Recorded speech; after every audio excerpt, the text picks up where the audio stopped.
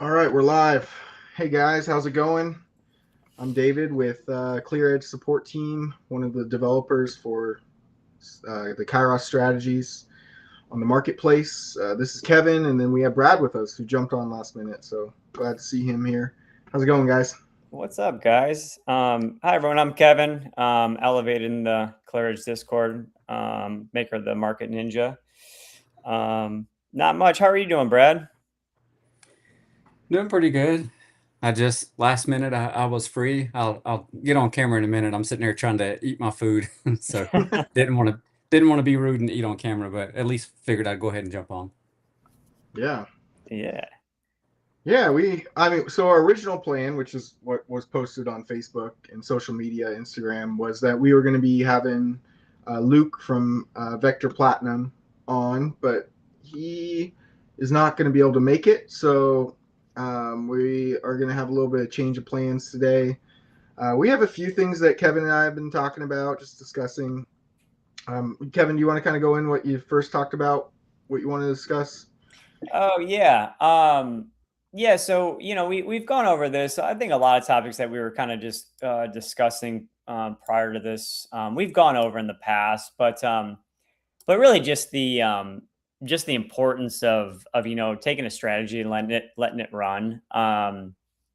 This week was again just another interesting week with the conditions in the market, the amount of volatility, the news candles, all that kind of stuff. But a perfect example, what I wanted to highlight was our disaster candle in the Ninja the other day. That was such a lovely experience for all of us.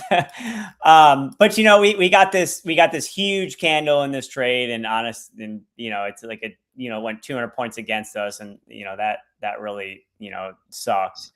So it's super easy just to see that, and if you're oversized, you're most likely going to blow an account. If you're not oversized and you're still in the trade, super easy decision to see something like that, be like, man, I just want to close this trade out, right? And you're just like, ugh.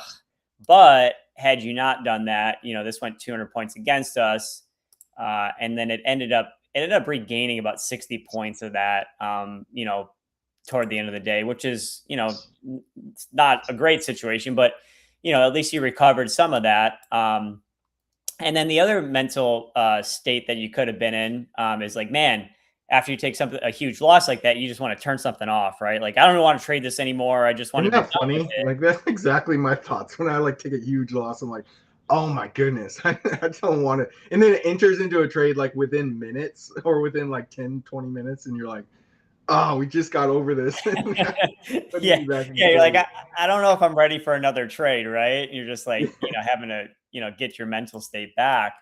But again, if you would have just shut it off or not ran it, and then it took another 65-point win here shortly after, the Globex open. So out of that 200 points, we've recouped 120 of that already, by the end of the session and into the next. So, um, it's just really important to like follow your plan, follow your risk, and this is just a perfect example of running an algorithm as to why it's so important. And then the rest of the week, it actually it had a pretty decent rest of the week, and ended up green overall in the week, which not by very much, right? But it still did end up green. So like I said, as long as you didn't blow your account in that candle, and you weren't oversized, or you weren't at your drawdown limits, you still were green on it for the week. Which again, not the greatest week, but green is green, especially in times of high volatility and war and all these things that we've got going on. Like again, not the greatest performance, but you are still positive. So just really wanted to highlight that for anybody that's new that might be watching. It really is, and David and I talk about this every week. All the experienced guys in the Clear Edge Discord talk about this all the time. It's just like, make a proper risk plan and stick to your plan. And just because we're trading automatically or algorithms doesn't mean emotions still can't creep in, but it is still important to pay attention to that stuff, and try and do your best to manage that, and follow your plan no matter what. You're either going to blow the account, and if you don't, best to just let it run. Yeah, for sure. Yeah. Sorry, I'm getting alerts right now for a trade. But it Oh, looks are like, you trading some crypto or something, or yeah, Bitcoin USD okay? had an alert go off. So I was just looking at it really quick. Yeah, no, you're good. Yeah, so MES kind of had the same look. Gonna try and maybe find some new, maybe further optimized settings for MES. I'm not too upset with this, even though it was negative 200 for the week. A lot of that drawdown came from that, again, just that same candle that NQ got the other day. But I will be looking for, maybe we could see if we can optimize this a little bit better. But overall, the setup minus that candle would have been green for the week. So, not too upset with it.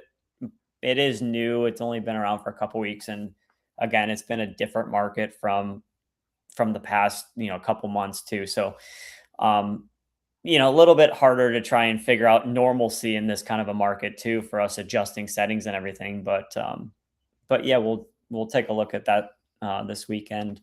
Far as other Ninja news, we got a new RTY setup. So that actually looks good. I think it's first trade. It did pretty well. Something that David talked about or before the stream. You kind of got to look at this. Even though we're algo trading, you kind of have to still think about some stuff too. I actually shut all my stuff off last night. Couple reasons. We're going into an overnight session during times of extreme uncertainty. But then the New York session was basically not. We have a holiday today. So I just looked at that and said, hey, we're in a time of extreme uncertainty / New York doesn't have a session tomorrow. I don't know that the edge plays out overnight. It may, and you could choose to let it run. I chose to just shut my stuff off because of those two reasons, essentially. So it's always good to be thinking about that kind of stuff too. Like, do we have news and events? On top of that, it was non-farm payroll this morning. So I kind of view the most important events as like, definitely your Fed days, CPI, PPI, and then non-farm payroll is pretty high up on my list too. So that is one news event that I generally don't let my stuff run through or up to, because you'll see a lot of fake outs, right? You'll see a lot of breaks of structure to the upside, then for them just to dump it in the next candle downside, or the reverse of that can happen a lot too during those huge news events. So I shut my stuff off last night. It's just something for you guys to keep in mind. Think about, maybe go back and look at that stuff, what's happened on, past events, such as those bigger news events for whatever you're running as well. So again, just something to think about as you, get more, in tune with algo trading. Yeah, for sure. Brad, do you have any thoughts? No, I was out of town a few days, so honestly didn't watch the market a whole lot. The one thing I did run overnight last night was I left some Quant X settings going, and they didn't do very good. They got basically I got stopped out on the news this morning, and then it immediately entered the other direction. And whenever I happened to log in and look, and saw that it was going against, and it was almost 8 o'clock Central at that point when most props said to be closed. I just went ahead and closed it out. But no, I agree with what Kevin was saying earlier about sizing right, because even if these strategies have a losing week, which they will, there's no strategy that's going to win every single week, is make sure you size right. And I've had calls and worked with people that you show them the back test that shows, hey, on even running one MNQ, it would have made, $3,000 over the last 3 months. So averaging $1,000 a month. And they're like, wow, that's great. But then whenever they put it on their account, they decide they want to run 5 MNQ. I'm like, why? You were excited that, $1,000 a month was good. Why would you go ruin it and put greater risk? And if you want to do that in the eval, and you're okay with possibly blowing it and having to buy a new one, go for it. But look at it and just think that, you got to think, even if you were able to make $500 per account, and then you have accounts across multiple prop firms, it adds up. So, just those small things. So the big thing is, unless you just have a budget every month, you're buying prop firms, which I know, or prop accounts, which I know some people do, is size accordingly and try to keep those alive. And I know when it comes to evals, everybody has different thought processes. I think Dan will basically try to pass them as quick as he can, which is definitely a good way to do it because you're not making money on a prop account. But you have to be okay with knowing that you might blow it in a day or two and you have to buy another one. And if you're not okay with that, then size accordingly. And I've been recommending for newer people I've talked to Lucid accounts. And I think Tradeify just swapped as well to a one-time fee, just for that reason, because if you want to take your time and pass it, you can. You're paying the same amount, whether it takes you 1 month or 5 months to pass it. Yep. And there's no reason to rush those accounts, especially for new people, at least my opinion. But you just have to make sure you size accordingly because you never know, especially like Kevin said, with the war going on and just any kind of economic event that can happen when we're going to get some crazy candle. And even though the strategy has a stop loss in place, stuff moves so fast and then there's a trading view delay. You could be 100 points away from where your stop was before it ever gets triggered. And there's not much you can do about it at that point. Yeah. Yeah. Then you bring up the prop firms. One of the things I was telling Kevin about that I did, because I've been doing analysis with Claude and AI, different AIs, Gemini and some ChatGPT, but it's not as good, so I don't really use it as much. But I was doing analysis on like the prop firms and their rules and then their accounts. And pretty much the only thing that put the end of day accounts or any kind of drawdown or trailing drawdown account in the same realm as like making the math work than the static accounts was the one-time fee accounts. So that's Lucid ranked really high on the AI analysis because it had that one-time fee. So those are great accounts. Like if I'm not trading statics, that's what I'm going to be trading. Just the math works out a lot better. You can size down and it makes more sense to size down and to take your time with it. But yeah, out of that analysis, and I know there was some discussion on the chat with that, the static accounts are just so much better. They make more sense for the money that you're spending, and they just look like they cost more, but they actually cost less. You're going to blow less accounts.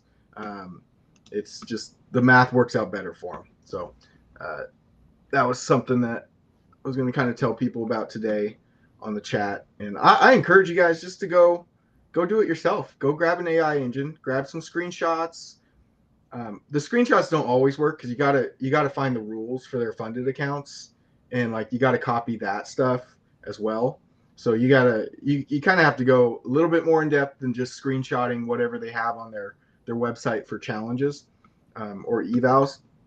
But you can do it to where you can have AI and analyze these things and help you make a decision for what prop accounts fit you best and fit what you're doing the best. That way you can be spending the money in the right place to where you're not wasting money on say the way you trade and the way you automate just doesn't fit with Apex. Like then don't trade Apex. Trade the accounts that if you're trading a one lot or something really small and you're not really looking to get 20 accounts right away, or you're looking to just more learn how to automate and get used to this, like those Lucid accounts are just fantastic for that. Highly recommend doing that, and then highly recommend doing your own analysis on these accounts, looking through the different websites, putting them into AI. We have the tools at our disposal nowadays to do analysis that would take a human like days and weeks to do, and we can do it in an afternoon. So it's like take advantage of that, even for decisions on what prop firm account you're going to use. Just make sure you're taking advantage of the tools that we have. Similar to how we take advantage of the automation tools that we have. These are at our disposal, so we're going to use them, and that's lots of benefits to that stuff. Yeah. I'm a big proponent. David, we were talking about this too of if you guys ever question about running during certain times or regular trading hours versus the overnight session versus if you want to maybe, use an avoid session filter, where it doesn't trade during a block of time, it's really good to put that, download your length of report, whatever you're looking to optimize for, um, and put that into a Claude or a Gemini or whatever LLM or AI you want to use, and ask them to do a full analysis for you on that stuff. It's just a lot more efficient of a way to go about it versus maybe you trying to click buttons and using trading views, built-in tester, and then recording that data. It's a pretty, it might be like anything else, a little bit different once you start, the first time you do it, but you start getting used to it, and there's actually a ton of data and a ton of things you can do in a very short period of time. Yep. Very true. So something that I hear a lot of, and that, all of us have discussed at some point, and just wanted to kind of go over just a little bit about overfitting and what this is and what we're talking about when we say it. And honestly, like, where does it matter and where doesn't it matter? And like, what should we be looking for as far as that goes? So as far as, like, for example, I did an overfitting analysis on this strategy right here. So I put year of... just before you get into it, you want to switch into your screens, like the main one? Oh, man. Yeah, mine's the little one, isn't it? Yeah. Oh, man. All right. I'm just going to turn yours off. Yeah, that's cool. Yeah, so I did an analysis on this, and this is how you can do it. You could just take a screenshot, do whatever, and just put it into AI and get some analysis done on these strategies. And it gave me like what percentage my short trades were profitable. And this is all in the backtest data, so you can go through it manually if you want. I'm sure Brad has gone through it manually. He's a little more technical with that stuff. But just getting some ideas of where stuff is at. Well, this strategy specifically, it's an ES strategy, and it's a moving average strategy, and it works amazingly over the whole year. It worked great anytime we were in a bearish structure. So it was great in bearish structure. It was not great when we had bullish structure. So that's telling me where right now, we'll see what happens. But if we do break up, like, I don't want to keep running this. I want to run something else, maybe that has a little bit better of a bullish bias towards it, which I have other stuff that runs great in bull market structure. So yeah, I was able to analyze that, and so it was overfit for downtrending markets in one way or another. So that's one way you could say it's overfit. More regime, it's fit for a certain market regime, like bullish structure or bearish structure. And then there's like the way we talk about, like, you add so many confluences to something that, like, it's hard to ever have that continue forward, which is just a version of regime trading. So you have something, because certain confluences such as RSI and stuff will behave a certain way when the market's going up compared to when it's going down. So in that way, you can overfit by putting a bunch of those on. But realistically, what we do with prop trading, it does not matter as much. We're looking to pass evals, get to pay out, and that's really our structure around, like, prop trading. These accounts are dirt cheap. You're not putting your actual money on the line. Like, when I say money, you're not losing $2,000 when you lose a 50K account. You're losing what, $100? So if you put it in those terms, you have a lot more room to make money than you would if you were to just open up a $2,000 cash account. Any thoughts on that, guys? Yeah, I know, David, you and I have talked some about, possibly overfitting some optimizations that we're doing, and trying to find ways that we're hopefully not overfitting. And you can, I've talked to a couple people about this. Whenever I go through Optimize, I'm always like, okay, what should I optimize? Or, like, there's so many different ways you can look at optimization, right? We can say, okay, well, I'm going to look on the 1 minute. I'm just going to look at the past 3 weeks, because that's what most people have on their chart. Which that's so hyper focused and fitted to current market conditions, which looks good in a back test. But if for any reason that market condition slightly changes in the next week, then you're going to have a down week, and it may come back and recover. That's why to me, where I think I'm going to start working on some longer back tests, like at least a year to look at. And yeah, the profit is a little bit slower, but it's one that should be just more consistent over time because it makes it harder to overfit it because you are seeing various different market conditions, right? Even if you're optimizing one for the past 2 or 3 months, yeah, you see more market conditions, but doing it for a year, I'm not going to say you pretty much have seen everything. I mean, other than just like big global events, but you've seen some bear structure, some bull structure.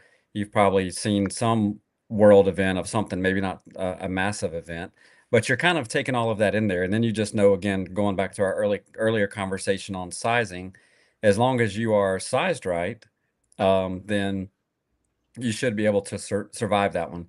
Now, if it's optimized for a year and it's a little bit slower, you may not want to run that on an eval because it could be something that takes longer to pass it. But once you get into a funded, if you know that it's something that's I mean, David knows of this other one that I have. It's a 4-session time based. It's just purely based on time, right? And I just optimize it over a 3-year period. Say, if I'm starting these 4 sessions, just broke the day up into 4 sessions. If I'm starting at this time, what's the optimal take profit if I'm taking a long? And I'm just doing longs because the market's meant to go up, right? That's basically it's very, very simple. And again, it's not big on one micro. Your average win is like $8 or something, but it takes 4 trades per day. You're talking about like $30 a day. Like, and it's not going to make you rich, but if you talk about $30 a day over the course of 3 years, like it's just slow and consistent, right? And that's maybe not quite that slow, but that's kind of the thing where I think people need to gravitate more towards in a funded account, where you know that you can size right, you know that you're just consistently going to average X amount per day. Of course, some days win, some days lose, but average X amount per day, and know that that's what you're getting. And then you have stats behind it that multiple thousands of trades that should back that up. And will it deviate slightly? Sure. Is it going to, all of a sudden do a 180 and completely opposite of what it's done the past year?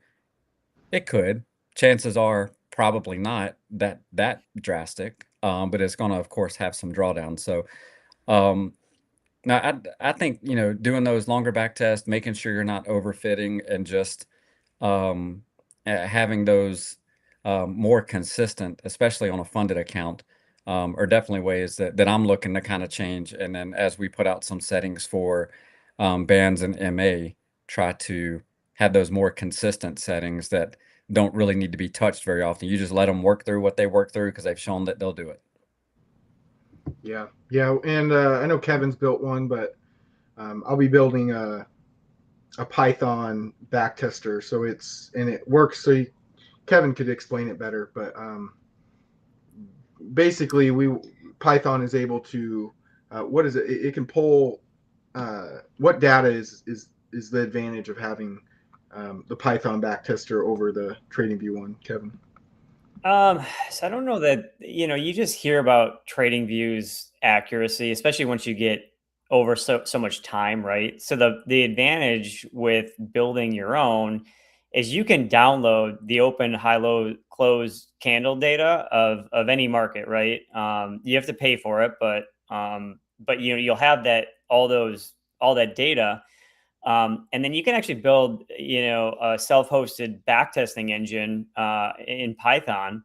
And then when you take a strategy and have, an LLM generally convert it over and have that strategy, you can take that and run that in a Python environment. And then it's actually going to backtest that strategy based off of true open, high, low, close, volume, candle data that you've downloaded from a reliable source. So it's just a lot more accurate way to go about that. And then after you have that, I've built a dashboard for myself that looks like TradingView to just verify that or give you the visual, so you can kind of verify what your trading view backtester looks like. I'm just starting to get into that whole thing within the last couple weeks. So I've got more to learn myself, but yeah, it's an interesting way to take something that you hear often, like how maybe how inaccurate a trading view backtester could be, and like maybe kind of verify that in a way. Yeah.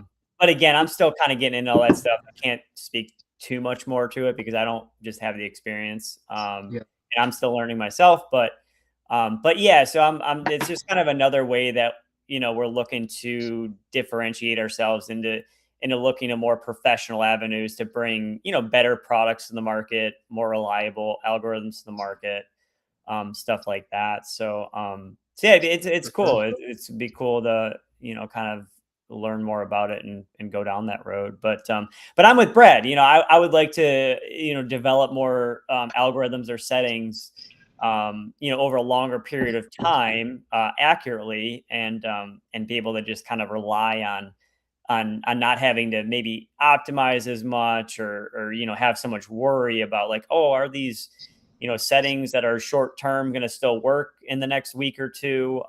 It'd be a little bit more peace of mind, especially on funded accounts, to run something that has longer, better looking data. So Yeah. Yeah, I agree, and it's because it is which people. I mean, maybe you can tell by how we help people if somebody says they've had a bad day or they lost on one of our strategies, but it I don't want to say stress, right? But it's something where if we're providing settings, then we want to and if anybody asks when I'm having to set them up, how long will it take for me to pass an eval? I can't tell you that, and if anybody tells you it'll take you a week, they're a scammer. Don't send them any kind of money. But so we're never going to guarantee, number one, that you will pass an eval, or number two, how long it'll take you, because we don't know what the market's going to do. But we at least want you to be moving in the right direction, right? You may lose this week, but hopefully whatever you get next week at least makes that up, or maybe a little bit more, so you're still positive overall. That's ultimately what our goal is. And so like I was saying earlier, if we are releasing and Kevin, I don't remember if you have any 1 minute. I know you have some 3, but Yeah, his if GC stuff is 1 minute. is it okay? yeah, If you're releasing 1 minute, like I said, it's so hyper focused. If you're only doing 1 minute on your normal range and chart, which is about 3 weeks, is it's easy for that to just flip. And it might not even just be that, oh, I didn't have a profitable week, I was only down $100. It could be I'm down $1,000 because the market just completely flipped from what it was doing, what those were optimized on.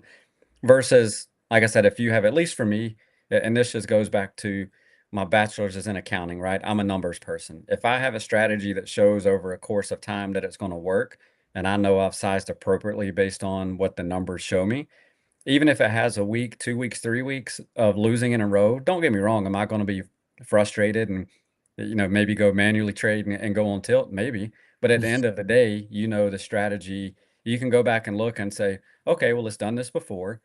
And we've talked about this with Dan too. Like most people at that point, they're going to turn it off. They're going to strategy hop. That's the worst time to stop using a strategy, because you can go look back in history and see after it's had this downturn, it's had a big pullback up. So people that are really, and I've even honestly thought about, it might not be the best thing in crypto is, everybody wants to buy Bitcoin whenever it's, shot up over $100,000 or something. The best time to buy any crypto is whenever it's down 20, 30%. It's just hard mentally to do that. And same way with these strategies. If you have history that shows over time that it works, the best time to start it is when it's down. But that's Kind of completely funny. opposite of most people's mentality, because it's hard to, even for seasoned traders, right? It's hard to do that when you know what's going down. But that's really the best time to get into any of these strategies. it's like It's actually the funny best. that yeah, you brought that up. This is what Kevin and I were talking about before. And Brad, you and I definitely differ on our opinions on this, because I think the best time to start a strategy is when it's pointing up. I think it's kind of like the adding to a winner kind of mentality, to where you don't add to losers. You don't dollar cost average into something. I mean, you can. That's a long term strategy. I think dollar cost averaging is great. But as far as like looking at a strategy, I don't typically want to start it when it's in a drawdown. But with taking that into consideration, that it could be just a normal flow of the P&L, where like if that's what you're talking about, where you can clearly see this is a normal kind of flow of how this dips. That's one thing. But like there is nuances to when you look at those P&L curves. And there's a few things I look for really rocky. Like I look for like when the P&L curve has been very like it shoots up flat and then it goes down and then like it goes up again and maybe is a little bit rocky, but like doesn't have a bunch of up and down. Well, I noticed like if I'm just looking at the recent action and all of a sudden it's doing this like up and down thing where it's like has a win, has a loss, has a win, has a loss, has a win, has a loss, like I do, and then maybe like shoots down and then win, loss, win, loss, win, loss. Like I am like staying away from those things. I like to see normalcy, but I like to start something if it's pointed up, mainly because like I'm assuming that we have to make assumptions. We have to have objectivity in this game, and I'm assuming that the market's not changing. And an indicator that the market might have changed is when stuff falls down. So that's your first indicator. So something's still pointing up. I'm thinking the conditions are similar to what they have been. And obviously, you can analyze the market yourself to kind of see that for yourself. But that's what actually happened with this strategy that we were talking about. So Kevin and I were running these settings, and it was looking great. And then it was doing like when I started it, I think we had like basically from it was just before that big red red section there. So we had some good. I had probably a good 2 weeks to a week of like up where I was winning, and I picked it like right at the top. It was already like on the way up when I started this thing, and I got a good amount of profit, and then boom, straight down. I did not want to start this here. I was not recommending that people started it here. I was like, nope, just give it some time, and I'm going to re-optimize, look at different things, and look at what it did. It just continued flat to a little bit down, like didn't recover, and that's not really even usual if you're looking at the P&L curve. So those are things that you're just going to notice, like as you've put 100 different strategies on prop accounts, just kind of looking at what happens with them. And that small nuances. And honestly, I think we're probably not far off, Brad and I, but I think we're just approaching it from saying it different ways and saying it in a different way. But I guess, David, also if you were to take that, and I agree with you and Brad on both sides of this. But I guess, if you were to take this and have a really good looking long, like a year-long back test, and then, take what Brad was saying and say, okay, well, that period of red is normal for the strategy.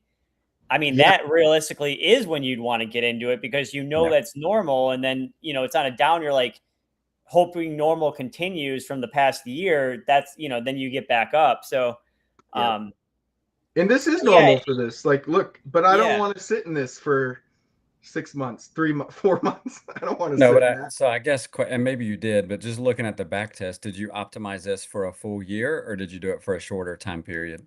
Oh, no. Yeah, I optimized it for a short time period.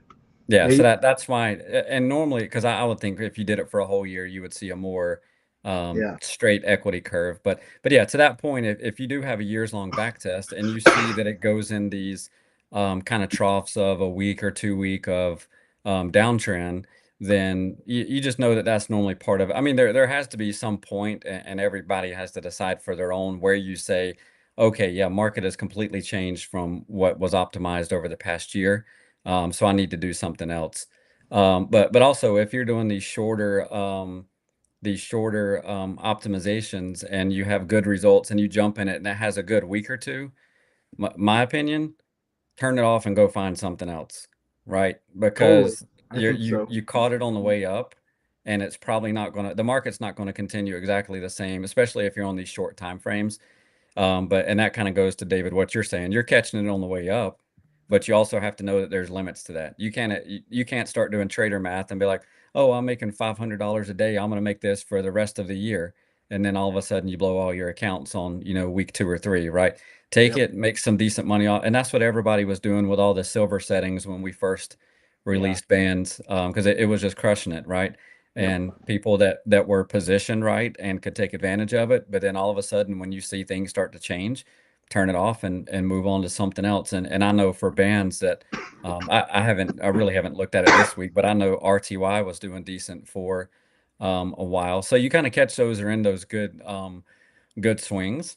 But again, that's when optimized on shorter time frames. But yeah, if you have a year long one or longer and you see this is just a normal drawdown for it, then so at some point in there you can get in and may know that you're kind of going to be flat for a week or two before it pops back up. But yeah, everybody just has your own, and I guess the point of all of this, and I'll speak for myself, maybe for you guys, but it's not to say this is how you need to trade, right? It's just to say these are the things we think about when we're looking at these strategies, looking at back test. At the end of the day, don't rely on any of us three to tell you what to trade and think you're going to make money. We can give you advice and tell you how we would size and how we look at this stuff, but it's your decision because it's your money buying the accounts, your money that you could cash out. So everybody needs to just take all of this information, soak it in, see which works best for your kind of mentality on how you think about things, and then apply it to your charts and your automation. Yeah, and I know you can't read my mind, Kevin, but maybe you could speak on this because I know you have good insights on this stuff. But like that kind of brought up like what is the difference between strategy hopping compared to what Brad just said? Because I think Brad is completely valid in what he said. Like you have a great 2-week run, and things are starting to look a little like turnish. Like be like, no, I'm gonna switch strategies. So what is like the difference between somebody who's just strategy hopping compared to somebody who's actually doing analysis and maybe hitting a good run on a shorter time frame, back test, and then switching? Yeah, I mean, so I think you have to know what you're getting into, right? I think strategy hopping in this situation where it's like a year-long back test and it has a little bit of a drawdown period, right? And then you're just be like, oh, I'm going to abandon this because it had, a red week or a couple bad trades or something. I mean, that I would consider strategy hopping. But, if it starts to fall out of a regime over a short back test time period, I mean, I don't, I think that's your kind of cue to say, all right, this has changed. The market conditions have changed. This isn't performing. I think we do need to re-optimize settings because these settings weren't meant or designed over a year-long back test or a longer back test, right? So you kind of have to read the market and get a feel for this stuff. And it takes a little bit of time. You're not going to do it within a week or a month of algo trading, right? I mean, us three, I mean, Brad's been at it the longest for sure. And I just got my footing in kind of, being able to pick up on that stuff. It took me a couple months, right? And that's working with the stuff intensively and designing and stuff. So yeah, when you're just first starting out, man, there's more to this than just, turning these on and thinking they're going to make you rich or you're going to just be able to let these go. It's a little bit more involved than I think some people think, which is not a bad thing, but it's like anything else, right? It's like manual trading. It's going to take some time to learn. Now, you have a great group of people within the ClearEdge community that, you can lean on, you can ask questions. So I think you can shorten that learning curve tremendously. But yeah, I mean, it's, I think you just have to realize what you're getting into and yeah, I mean, and it's tough, right? Because like, we'll take these, and let's just say we optimize for 90 days or 4 months or 6 months. Well, you throw a war into the mix and all that analysis that we just did, it's really the minute that war starts, it's a completely different market environment from what we just optimized for. Right. So it's like, we're going to still do our best and we're going to try and keep up with this stuff. But again, like Brad, me, or David do not know, what these things are. We can't account for like a huge headline candle and all these, quick trading algorithms that, all these hedge funds kind of run that pay attention to keywords that either come out in a news article or is said on TV or whatever. I mean, they're so quick to react, milliseconds to react to like, some high up level or Trump saying a key word, and they're going whatever direction that keyword is kind of programmed to look for. Right. So it's also hard for us to like base stuff off of 90 days or 6 months to have a setup, and that setup still be valid during a market conditions like that, or during market conditions when, you know, your VIX is at 25 or 30. So I think all of us will say we're doing the absolute best we can, but it also is a different environment from what we're used to seeing. So yeah. But we'll still Yeah, make and money in it. That's the thing. Is regardless of what happens, like we've worked the muscles for looking at this stuff, and that's what's going to separate us out to be able to continue making money, where other people might not have money coming in. well, and David, your question about what is strategy hopping versus moving when things are on the way up, and I'm thinking through it as I'm saying it, so maybe it doesn't really make sense, but I'm thinking that somebody who is, you know, catching one on the way up and then getting their money and then moving to something else, I see that as more being proactive, and somebody strategy hopping being reactive. Yeah.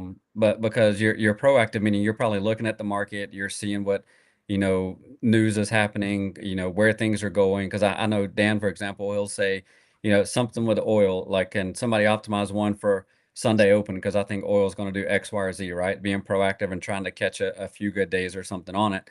And then reactive, and another word that kind of comes to mind is optimism versus pessimism. Like somebody who's being reactive, they're normally pessimistic and they're changing because they're like, oh, it just had a bad week, I'm down $400, or I blew an account or something. And that's, you know, in prop trading, that's part of it. I mean, I hate to say it, but it is part of it, where you go find any of these like super, I don't want to say super successful, but the big influencers on YouTube and stuff to do it. I guarantee you they've blown through thousands of prop accounts, right, to get where they are and to get these big payouts. Not saying most people are ever going to get to that level, but you're basically, but because they are cheap to get into, you're taking more of a gamble than you would on with real money. So blowing a prop account is just really part of the game, and it's a numbers game. Just try to get out more than what you put in.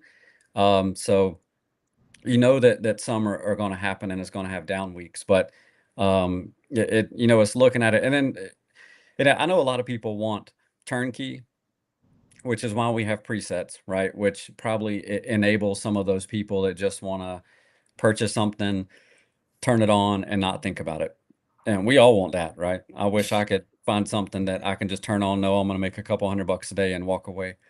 But that's just not the way it works, unfortunately. But we have presets to help people that are less technical or just getting into trading. But you know, people kind of need to look at the data. And I think last week y'all talked about like Wild Texan, for example, that he goes in and changes settings. And I have several other people that, you know, will contact us asking for things, and they want to go tweak them as well.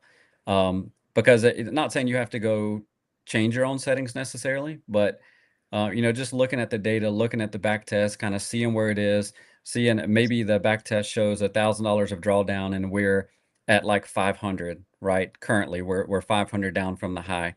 Then, you know, just sitting there and consciously thinking about the fact that like, well, yeah, it was a rough week. It's down $500 from the high, but back to test shows it's gone down $1,000. I was still okay with running this, even though it shows it had $1,000 worth of drawdown. I'm only halfway to what the max it's done before. So why would I not still be okay with it? Right. And somebody just sitting there thinking through that data and those numbers, because if it's not as bad as what was good enough for you to decide to run it, then why would you jump ship and go do something else just because it had a bad week? Because it's almost guaranteed that if you just jump around, you're going to hit the bad weeks of every single one of them. It's like Murphy's Law, right? Yeah. It's Yeah. going to happen. So just stick it out, and but you kind of need to, when you're looking at one, kind of have your own what's the word, kind of triggers of, okay, if this happens, if X happened, so if it has that $1,000 of drawdown max that it shows, and you know it could get a little bit more, but you say, okay, if it gets to like 1250 or 1500, then I'm going to say, okay, the market structure this was optimized for is no longer any good, and I am going to go to something else. So just have some logic that you've worked out with yourself, instead of just saying, oh, it had a losing week, I'm changing.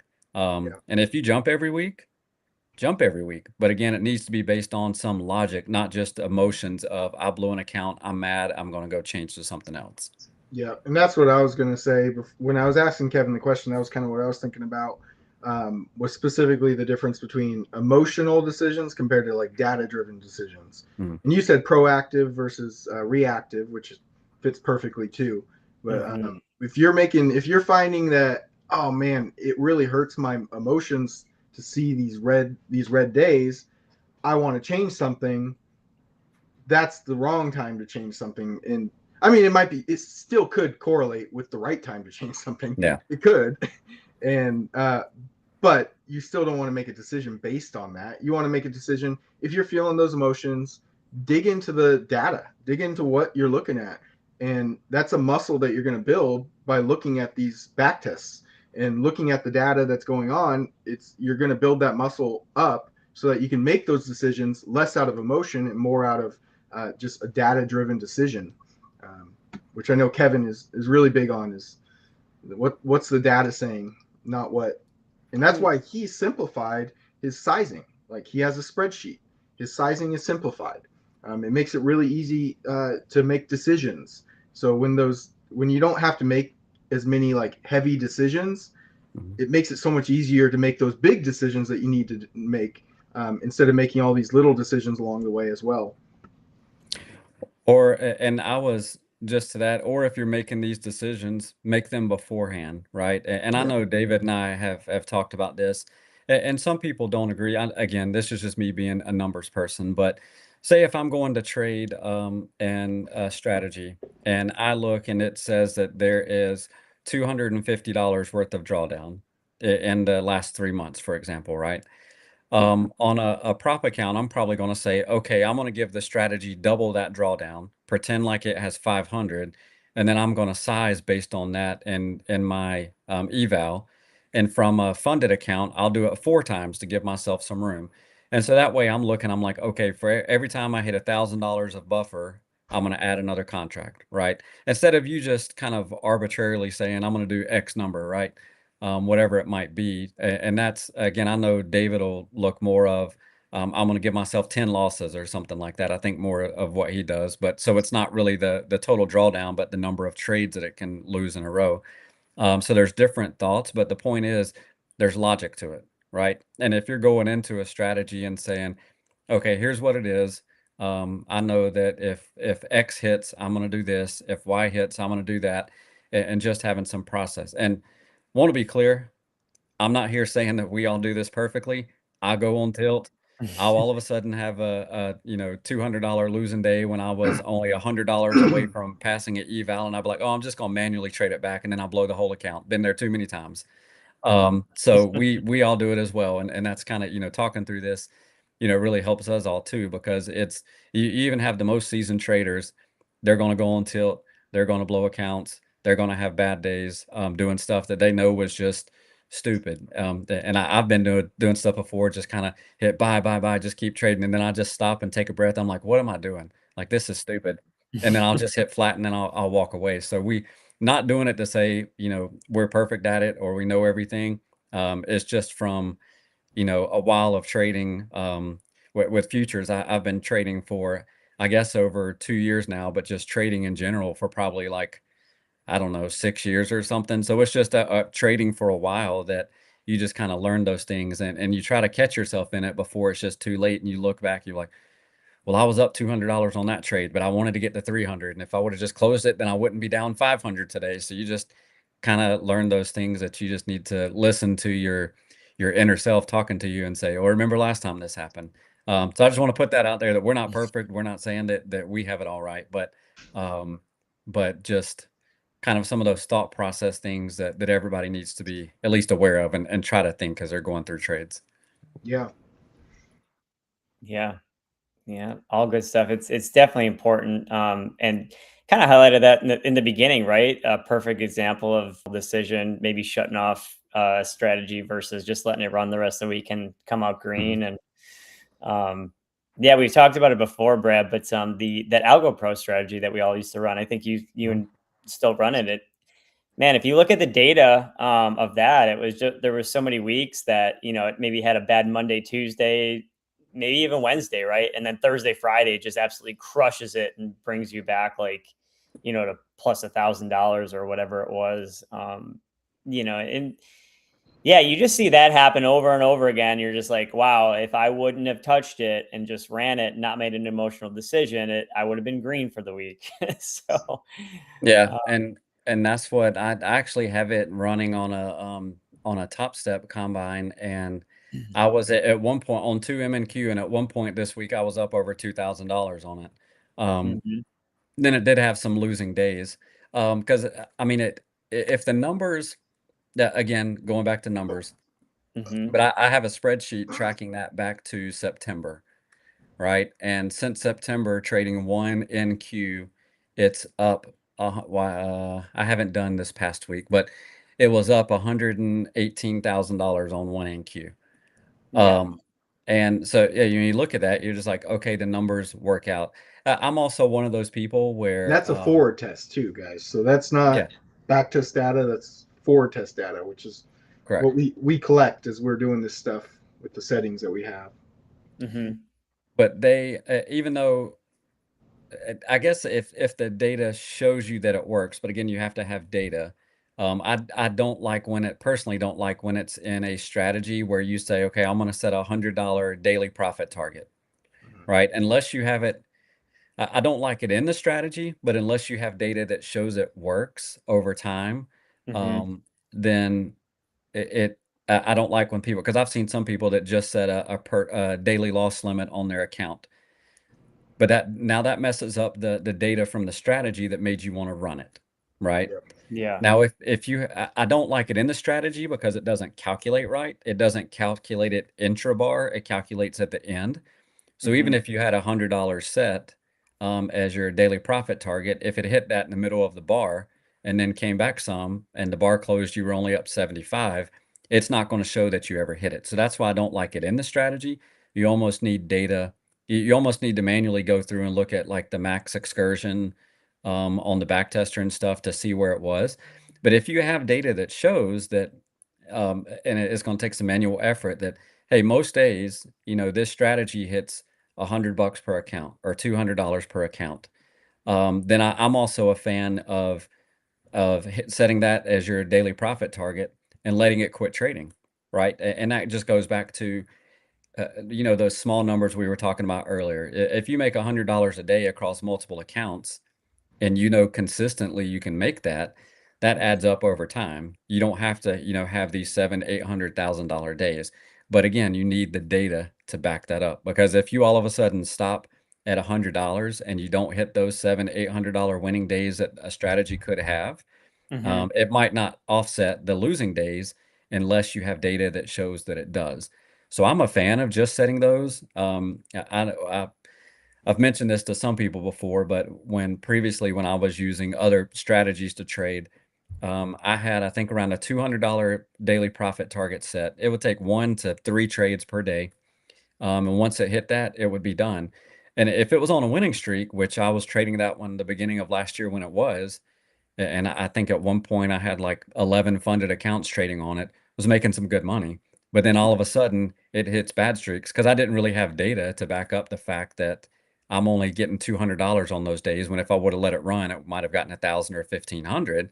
And Mhm. now it has a losing day that's $900. Well, I've got to win 4 days to make up for that losing day. So I didn't really have good data to back that up.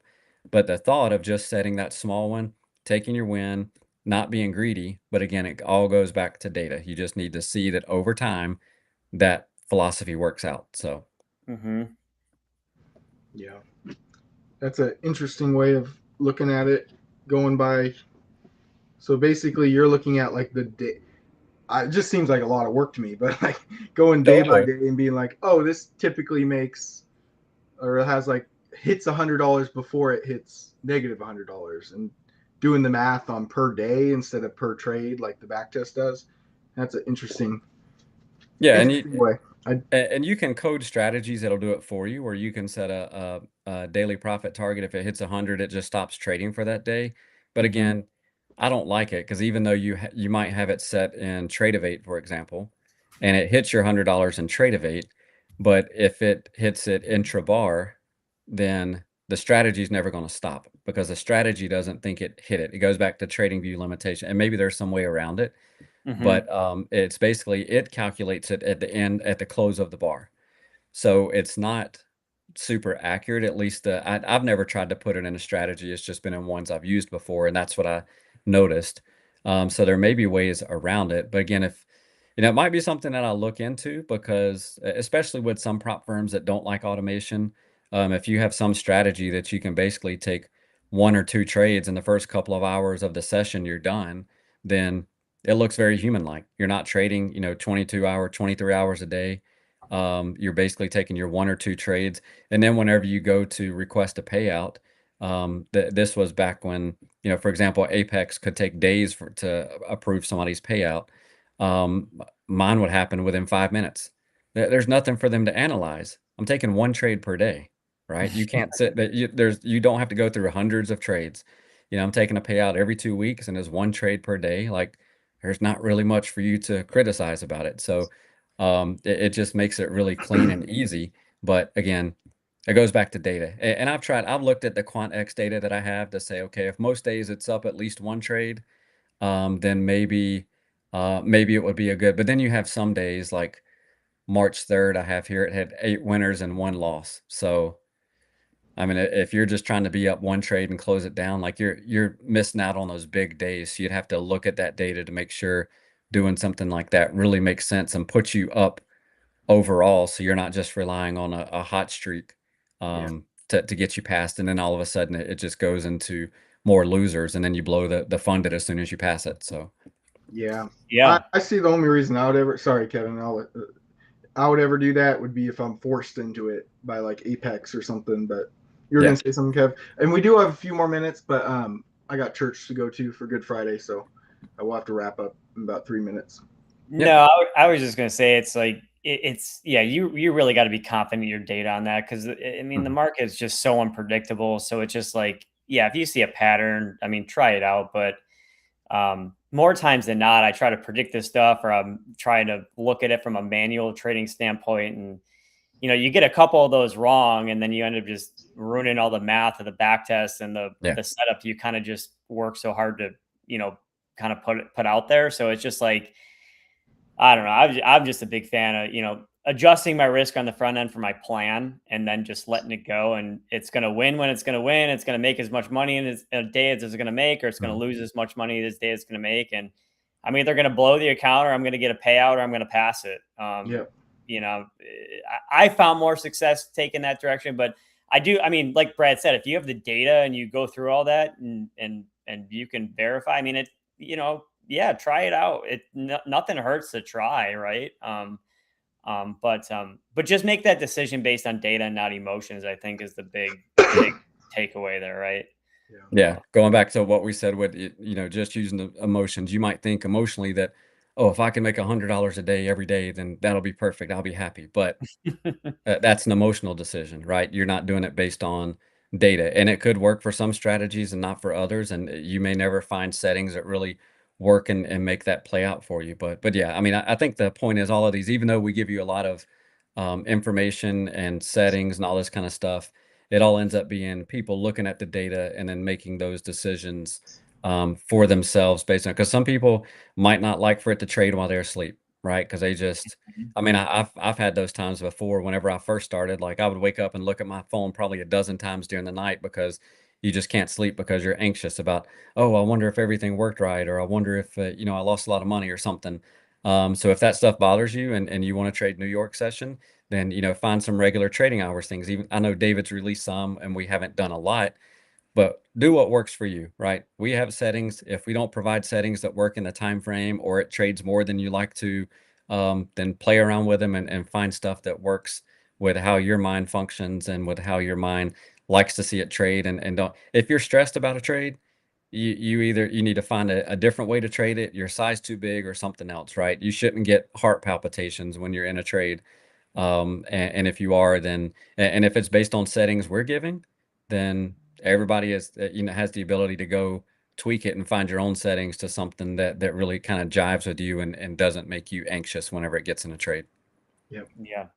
Yeah, great stuff, guys. Well, thanks for joining everybody that joined. F90M5. Yeah, you take 2 to 3 every session. Yeah, man. It's find something that works, have data that backs it up, and execute your plan. Yep. All right, Yeah. guys. Well, we're gonna sign off and have a great weekend, and we will see you at the Sunday system check. All right. You guys have a Yep. good one.